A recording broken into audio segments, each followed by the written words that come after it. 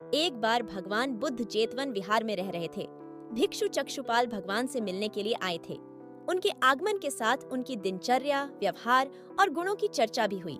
भिक्षु चक्षुपाल अंधे थे। एक दिन विहार के कुछ भिक्षुओं ने कुछ मरे हुए कीड़ों को चक्षुपाल की कुटी के बाहर पाया और उन्होंने चक्षुपाल की निंदा करनी शुरू कर दी कि उन्होंने इन जीवित प्राणियों की हत्या की।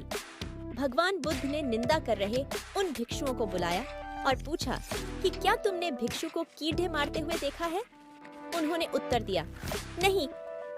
इस पर भगवान बुद्ध ने उन साधकों से कहा कि जैसे तुमने उन्हें कीड़ों को मारते हुए नहीं देखा, वैसे ही चक्षुपाल ने भी उन्हें मरते हुए नहीं देखा और उन्होंने कीड़ों को जानबूझकर नहीं मारा है, इसलिए उनकी भर्त्सना करना उचित नहीं है।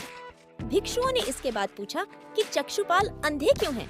उन्होंने इस जन्म में अथवा पिछले जन्म में क्या पाप किए?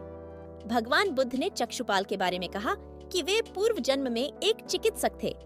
एक अंधी स्त्री ने उनसे वादा किया था कि यदि वे उसकी आंखें ठीक कर देंगे तो वह और उसका परिवार उनके दास बन जाएंगे।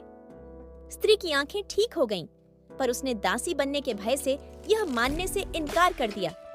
चिकित्सक को तो पता था कि उस स्त्री की आंखें ठीक हो गई हैं। वह झूठ बोल रही है। उसे सबक सिखाने के लिए या बदला लेने के लिए चक्षुपाल ने दूसरी दवा दी। उस दवा से महिला फिर अंधी हो गई। वह कितना ही रोई पीटी, लेकिन चक्षुपाल जरा भी नहीं पसीजा। इस पाप के फल स्वरूप अगले जन्म में चिकित्सक को अंधा बनना पड़े रहा।